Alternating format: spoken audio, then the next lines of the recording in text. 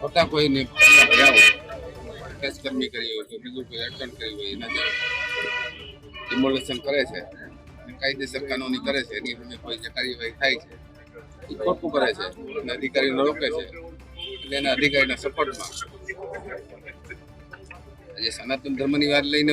એ બરોબર છે. બાકી દરેક સમાજના એક વ્યક્તિએ આવા અધિકારીને સપોર્ટ કરવો જોઈએ. ગીર સોમનાથ જિલ્લામાં જે જમીનનું દબાણ કરેલ વિધર્મીઓ દ્વારા જે જમીનનું દબાણ કરેલ હતું એ આપણા માનનીય કલેક્ટર સાહેબ દ્વારા જે ખાલી કરવામાં આવી એ બાબતે ગીર સોમનાથ જિલ્લાના પૂર્વ સાંસદ દિનુ ભોગા સોલંકી દ્વારા કલેક્ટર સાહેબને ટિપ્પણી કરી અને મોહમ્મદ ગઝની સાથે સરખામણી કરી અને સમસ્ત સનાતન હિન્દુ ધર્મની જે ટિપ્પણી કરવામાં આવી છે એનો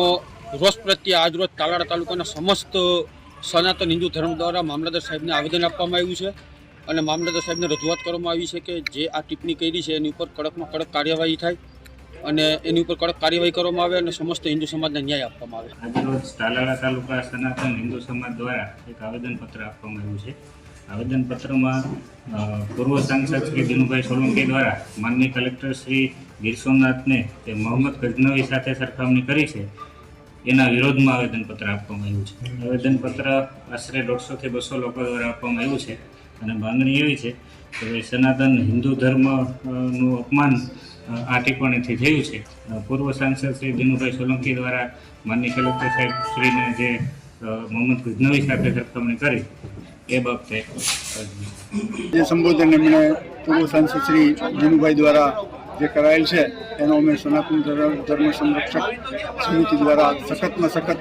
વિરોધ કરીએ છીએ, વખોડીએ છીએ અને આવા શબ્દોનું જે પ્રયોજન ઉચ્ચારણ કરેલું છે તો એના વિરુદ્ધ સખત કાર્યવાહી થાય એવી અમારી સનાતન ધર્મ સંરક્ષક સમિતિ દ્વારા એવી માગણી છે. અમારી તમામ માહિતીથી અપડેટ રહેવા માટે જોડાયેલા રહો S9 ન્યૂઝ સાથે.